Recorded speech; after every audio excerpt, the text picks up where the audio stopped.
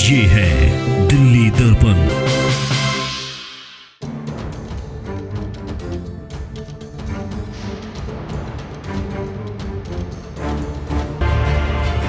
पहले किससे बात करनी पड़ती है?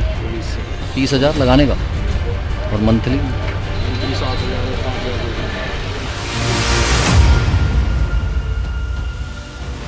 इस बार जो बीट आई है इसमें तो जो जयवीर और हरपाल जी इन्होंने तो आफत कर रखी है। हमने कंप्लेंट करी भी मिलके, कंप्लेंट करने के बाद हमें धमकियाँ मिल रही हैं, झूठे केस में बंद कर देंगे या फिर हमारे पास टर्सी की जरूरी बहुत है और क्या नाम आपको कोई भी आकर प्लेट मार जाएगा।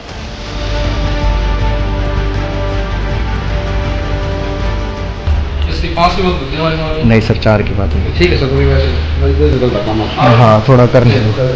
बंद करेंगे उसको। 5 हो गए आपकी तरफ से। लेट हो जाए।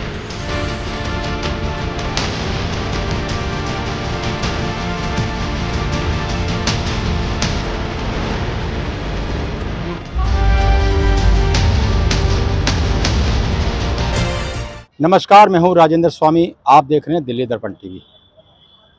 इस वक्त मैं मौजूद हूं नॉर्थ दिल्ली के सबसे बड़े commercial complex Netaji Subhash commercial complex पे। बड़े पैमाने पे हमें यहाँ पे लोगों की शिकायतें मिल रही थी कि पुलिस यहाँ पर मनमानी कर रही है, बड़ी तादाद में पैसे लेकर के रेहड़ी पटरी खोमचे वालों को बैठा रही है। रेहड़ी पटरी वाले भी यही शिकायत कर रहे थे और दुकानदार तो इससे अच्छे खासे ज़्यादा परेशान है। और वो दुकानदार जिन्होंने यहाँ पर 40-40, 50-50 हज़ार रुपये महीने के हिसाब से दुकानें ली हैं। इस वक्त ऐसे ही शख्स हमारे साथ अर्श मौजूद हैं जिन्होंने 2 जनों ने मिलकर के बड़े अरमान के साथ यहाँ पर एक स्टार्टअप शुरू किया था फास्ट फूड का। और इनकी भी जो परेशानी यही है कि इतनी महंगी दुकान लेने के बावजूद भी पुलिस इन्हें परेशान कर रही है। और उसके बाद इन्होंने बाकायदा इसकी शिकायत पुलिस को भी की, एमसीडी को भी की, लेकिन बजाय इनकी समस्या के समाधान होने के पुलिस ने इन पर ही दबाव बनाया कि वो इनसे शिकायत वापस ले। पूरा क्या है मामला, खुद अर्श की जुबानी आप सुनेंगे। अर्श बताओ कि क्या हुआ था शुरू में जब आपने दुकान लगाई थी? नमस्कार किस सर। तरह की? हाँ। सर मैंने यहाँ से 6 महीने पहले यहाँ पे स्टार्ट किया था अपना। मैं जॉब करता था तो मैं जॉब छोड़ के आया था। मैं और मेरे फ्रेंड ने सोचा कि हम काम स्टार्ट करेंगे, तो यहाँ आगे हमने स्टार्टअप किया। तो जैसे ही 1-2 दिन हमें स्टार्ट किया हमने काम, तो यहाँ पे पुलिस वाला आ गया। मेरे को कहता कि चल चौकी चल, बात करनी है। चौकी गया तो उन्होंने पूरा अपना चिट्ठा बना के दे दिया कि स्टार्टिंग में 10,000 रुपये लगते हैं, तो 5,000 रुपये हर महीने ऐसे ऐसे चलते हैं। मेरे को पहले समझ ही नहीं आया कि इन्होंने ये क्या कह रहे हैं, क्योंकि मैंने कभी काम नहीं किया था। तो फिर वहाँ जाके कहते यहाँ रहना है तो पहले यहाँ पे ओपनिंग किया आपने, उसके 10,000 रुपये लगेंगे। हर महीने आपका ये बंदेगा कि हर महीने आपके 3,000-4,000 रुपये देने पड़ेंगे आपको। तो फिर मैंने उस टाइम पे उनको बोला कि सर मेरे पास तो अभी पैसे नहीं है, मैंने जितने थे मैंने लगा दिए अपनी दुकान पे। तो फिर उन्होंने कहा कि नहीं ऐसा नहीं चलता यहाँ पे। फिर मैंने जैसे तैसे करके 1-2 दिन का अरेंजमेंट लेके उनको पहले पैसे दिए मैंने स्टार्टिंग में। मेरे को आइडिया नहीं मिला, लेकिन मैंने 7-8 हज़ार रुपये दिए थे उनको स्टार्टिंग में। तो उसके बाद वो हर महीने हमसे लेना स्टार्ट कर दिया। कितने रुपए हर महीने? हर महीने वो हमसे 2,000 रुपये लेते थे। कहते तो ज़्यादा थे, पर हमने कहा कि अभी सर हमने स्टार्ट किया तो हम ज़्यादा दे नहीं सकते। तो उन्होंने कहा चल कोई बात नहीं, तू 2,000 रुपये दे। तो जैसे महीने की पहली तारीख होती थी तो हमें यहाँ पे आगे बाइक पे आगे इशारा कर देता चौकी पहुँचो, यहाँ ये कहता था सामान का है, तो फिर हमें देने पड़ते थे वो। तो कुछ फिर दिवाली आई। सामान क्या मतलब कोड वर्ड है? ये ऐसे बोलते थे, पैसे लेने होते थे कि अब वो सीधे क्लियर नहीं बोलते थे, कहते थे सामान का है। तो फिर यहाँ कोने में मिलता। आपने ये नहीं सोचा कि किराए पे हम बकायदा दुकान लेकर रह रहे हैं, हम किस बात के पैसे दें? सर पूछा नहीं आपने? उन्होंने पहले दिन ही हमें ये बोल दिया था कि अगर यहाँ काम करना है तो ऐसे ही होता है, नहीं तो उन्होंने 10 तरीके के चालान बता दिए थे मेरे को कि ये कटेगा वो कटेगा। मेरे को बिल्कुल आइडिया ही नहीं था, मैं किससे पूछता, कोई मेरी फैमिली से ऐसा है नहीं कि जो बिजनेस करता है। तो मैंने भी ये सोचा कि चलो ठीक है। मैंने और मेरे पार्टनर ने बातचीत की कि हाँ भाई कैसे कैसे करना है। तो फिर हमने ये सोचा कि कौन इतना झमेले में पड़ेगा, दे देते हैं, देखिए खत्म करते हैं, कोई नहीं, हमें भी कभी काम पड़ेगा तो क्लियर कर लेंगे उनसे। पर लेकिन वो मानते नहीं थे कि हर महीने आ जाते थे कि सामान का है हमारा। उसके बाद क्या हुआ? आपने शिकायत भी की सर पुलिस को? हमें दिक्कत तब स्टार्ट होने लगी, यहाँ धीरे धीरे करके रेडी लगने लग गई। हमारी जिस दुकान हम इतना वो किराया देते हैं, 50,000 रेंट है, 10 से 12,000 रुपये बिजली का बिल आता है, मेंटेनेंस 3-4 हज़ार जाती है, करते करते हमें 60 से 65 हज़ार महीना देना पड़ता है यहाँ पे। उसके बाद बिल्कुल सेम काम की हमारी दुकान के बिल्कुल सामने रेडी लगवा दी इन्होंने। तो मैंने जो पुलिस ऑफिसर है वो हरपाल सिंह, तो मैं उनके पास गया। मैं कहा सर आपने यहाँ पे रेडी लगवा दी है, देखो हमारा काम पे कितना इम्पैक्ट पड़ रहा है। तो कहते हैं कि ये मैंने नहीं लगवाई है, SHO ने लगवाई है। तो मैं कहा सर आप इसको और कुछ नहीं तो इधर उधर करवा दो। तो कहते हैं ये मैंने लगवाई नहीं है। तो रेडी वाले से मैंने जाके बोला कि भैया ये आप थोड़ी आगे पीछे कर लो, तो उन्होंने मेरे को साफ बोला कि भैया हमने पुलिस को पैसे दे के लगवाई है, ये यहाँ से नहीं हटेगी, ये बोला उन्होंने मेरे को। मुझे यही दिक्कत आने लग गई कि इन्होंने जगह जगह रेडी खोल दी, एक फ्रंट साइड रेडी खोल दी, अब ये लेफ्ट साइड में रेडी खोल दी, सेम हमारे काम की। हमसे सही तो वही है कि 4-5 हज़ार रुपये पुलिस को दे के रह रहे हैं, हम यहाँ पे 50-60 हज़ार रुपये दे रहे हैं, तो हम क्या आपको करेंगे? कैसे पता कि वो 4-5 हज़ार रुपये दे रहे हैं? ये रेडी वाले में बोलते हैं कि जो हमारे बिल्कुल सामने खुली है, उसने कहा कि भैया हमने 50,000 रुपये दिए हैं और बाकी हमारा महीना जाता है, हमें तो ये बोलते हैं वो। मैंने तो उनको ये भी कहा कि सर हम भी आपको महीने के पैसे देते हैं, आप कुछ तो देखो कि आप बिल्कुल ही आपने सामने लगवा दी। तो कहते वो मैंने नहीं, SHO ने लगवाई है, साफ बोलता है वो पुलिस वाला भी। चलिए, आपने हमें संपर्क किया था तो हमने बाकायदा इन्हें ये सलाह दी थी कि आप पुलिस के आला अधिकारियों से संपर्क कीजिए, ज़रूर आपकी बात सुनेंगे, कार्रवाई आपकी होगी। इन्होंने हमारे कहने पर बाकायदा जो DCP हैं उनको रिटर्न में कंप्लेंट भी दी थी। आपने कंप्लेंट दी थी तो उसके बाद क्या हुआ? बिल्कुल कार्रवाई हुई उसकी ऊपर? बिल्कुल सर, मैंने MCD और DCP ऑफिस में कंप्लेन दी थी, तो DCP ऑफिस से मेरे को कॉल भी आया था कि हाँ भाई आपकी कंप्लेन आई थी, तो उसमें वो पूछ रहे थे कि आपका क्या क्या इशू है। तो मैंने उनको कहा कि भाई ऐसे ऐसे इशू है, ये पुलिस वाले तंग करते हैं, हर महीने पैसे लेते हैं हमसे, और अब मना करते हैं तो ये कहते हैं कि चालान काट देंगे, ऐसे ऐसे मैंने उनको कॉल पे भी बताया था। तो उन्होंने कहा था कि आप ना हम ऑफिस आ जाओ, आपकी स्टेटमेंट लेनी है। तो उन दिनों मैं जा नहीं पाया था क्योंकि अब दुकान पे भी देखना पड़ता है, तो मैंने उनको कहा था कि सर मैं आ जाऊँगा, लेकिन मैं जा नहीं पा रहा था। फिर क्या हुआ, ये पिछले फ्राइडे को वो जयवीर करके पुलिस ऑफिसर है, तो वो आया हमारे पास। तो पहले तो वो मेरे को इधर दुकान में बड़ी देर तक देखते रहे, तो मेरे को लगा कि कुछ वैसे ही आए हुए हैं किसी काम से। तो फिर उन्होंने मेरे पार्टनर की मेरे को फ़ोटो दिखा के कहते कि ये लड़का कौन है। तो मेरा दोस्त अचानक सामने से ही आ रहा था, जो मेरा पार्टनर है, मैंने कहा ये है। उसको बुला के कहते भैया कि तूने कंप्लेन क्यों दी है मेरे खिलाफ, ये वो। तो हमने कहा कि फिर मैंने कहा कि हमें ऐसे ऐसे इशू है, आप पैसे लेते हो, आपने रेडी वेडी लगवा दी यहाँ पे। तो वो कहते कि आपने पूछा कि भाई हमने गलत कौन सी कंप्लेंट की, हमने तो सही करी है। बिल्कुल सर, मैंने अगर आप इसमें कोई गलत है तो बताओ। मैंने उनको यही कहा, मैंने कहा सर हमें तो ये इशू है कि हम पैसे देते हैं, उसके बाद हमारे साथ ऐसे ऐसे हो रहा है, कोई सुन नहीं रहा हमारी बात, हमने तो इस चीज़ की कंप्लेन दे दी है। तो उसने मेरे से ज़्यादा बात नहीं की, उसने कहा कि कोई बात नहीं, आपकी हम सुनेंगे, तो आपने कंप्लेन वापस ले लो। इतनी बात बोल के वो बोलता कि आप मंडे को जाना, तो मंडे को कंप्लेन वापस ले लेना। तो मैंने भी उस टाइम हाँ में हाँ मिला दी, मैंने कहा कोई नहीं, दफ़ा करो। अब कस्टमर थे हमारे, तो मैंने कहा कि कोई बात नहीं, हम मंडे को ले लेंगे वापस। मंडे को फिर मेरे दोस्त कैलाश को सुबह से जयवीर का कॉल आने लग गया, कम से कम उसको 7-8 कॉल आ गए। वो मतलब बोलता बार बार कि आए दुकान पे, ऑफिस यहाँ पे आओ, चौकी पे आओ, कोई मिलने आया हुआ है। तो मैंने कैलाश को यही कहा, मैं कहा नहीं कैलाश, हम कंप्लेन वापस नहीं लेंगे, वो हमसे वहाँ ज़बरदस्ती करेंगे। तो वो कैलाश के बारे में फ़ोन करके कहता कि नहीं कोई बात नहीं, तुम आ जाओ, बस बात करनी है। फिर कैलाश को ना बेच के मैं गया चौकी पे कि मेरे को ये था कि कंप्लेन मैं वापस लूँगा नहीं। तो चौकी पे गया तो वहाँ हरपाल सिंह बैठे हुए थे, तो वो मेरे को जाके उन्होंने बिठा लिया ज़बरदस्ती, कहते बैठो यहाँ पे। तो मैं बैठा तो कह रहे कि भाई मैंने तेरा चालान काटा कि तुम मेरे को पैसे देता था, तो मैंने तेरा कभी चालान भी तो नहीं काटा। मैं कहा सर आप ये भी तो देखो, आपने इतनी रेडियाँ लगवा दी, सामने वो सामने खुद बोलते रेडी वाले की कि भाई पुलिस वाले ने लगवाई है, तो हम क्या किसको बोलेंगे। तो कहते कि भैया यहाँ पे काम करना है तो फिर तरीके से करना पड़ेगा, ऐसे बताया हमें कि चल यहाँ से और वहाँ पे मेरे साथ चल DC ऑफिस में कंप्लेन वापस ले। मैं कहा कि नहीं सर मैं कंप्लेन वापस नहीं लूँगा। तो कहते कि भाई ऐसे यहाँ तू काम नहीं कर पाएगा।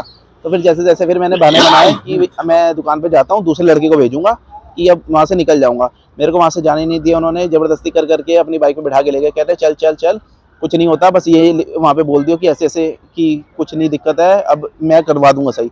तो फिर मैं ज़बरदस्ती फिर जाना पड़ा मेरे को, क्योंकि वो आने ही नहीं दे रहे थे मेरे को। यहाँ से वहाँ ले गए, पूरे बाइक पे जाते जाते मेरे को समझा दिया कि हाँ भाई वहाँ पे ऐसे ऐसे बोल दियो कि ये दिक्कत थी। तो वहाँ जाके मेरे को बता दिया था। तो अंदर जाके उन्होंने मेरे को बोला कि भैया लिख दो अपनी कंप्लेन। तो मैंने पहले बहाना मारा कि मेरे को लिखना नहीं आता। तो फिर हरपाल कहते जो ऑफिसर थे वहाँ पे, तो हरपाल उनको कहते हैं कि आप लिख दो इनकी कंप्लेन। तो उन्होंने कहा कि नहीं, कंप्लेन इसी की हैंड राइटिंग में चाहिए हमें और यही लिख के देगा। तो उन्होंने लिख दिया था थोड़ा बहुत। फिर मैंने भी हार मान के लिखने चालू कर दी। मैंने लिखनी चालू की तो उसके बाद मेरे को तो बाहर भेज, मतलब ये बता दिया था कि ऐसे ऐसे लिखना है। तो मेरे को ये बोल के बाहर चले गए। आते आते वो ऑफिसर ने मेरे को समझाया कि हाँ भाई तूने ऐसे ऐसे कर दिया, तो आगे से कंप्लेन मत डालियो। इतनी बात हुई वहाँ पे मेरी उनसे, जो हरपाल से हुई थी लास्ट। आप कह रहे हो कि खुद जो विजिलेंस का आदमी है उसने खुद लिख करके बताया कि क्या लिखना है? हाँ जी, वो मेरे को बता रहे थे कि कैसे कैसे लिखना है। तो पहले मैंने बोल दिया कि सर मेरे को हिंदी लिखनी नहीं आती। तो फिर हरपाल बोलते हैं कि कोई बात नहीं सर, आप लिख दो, ये नीचे साइन कर देगा। तो वो कहते हैं कि नहीं मैं नहीं लिख सकता, ये इसी की हैंड राइटिंग में चाहिए। तो फिर उन्होंने एक ब्लैंक पेपर पे लिख के दिया थोड़ा बहुत। तो फिर मैंने उसको पहले कॉपी करा, फिर मैंने कहा सर आप बोलो, मैं लिख ही देता हूँ। फिर मैंने लिखनी स्टार्ट की। नहीं, वहाँ CCTV कैमरे लगे हुए थे, आपने देखा कोई घूर किया? सर ये मुझे आइडिया नहीं वहाँ पे, क्योंकि वहाँ तो एक नहीं, लेकिन आपको डर किस चीज़ का था? आपको तो बिल्कुल स्ट्रिक्टली होकर के मना कर देना चाहिए कि मैं कंप्लेन वापस नहीं लूँगा। सर इन्होंने अब हम इस चक्कर में नहीं पड़ना चाहते थे। इन्होंने मेरे को साहब बोला ऐसे काम यहाँ कर ही नहीं पाएगा, और जिस दिन दुकान खोली थी उस दिन भी इन्होंने यही बोला था अगर रहना है तो पुलिस के साथ मिलके रहो, नहीं तो ऐसे यहाँ काम ही नहीं कर पाओगे।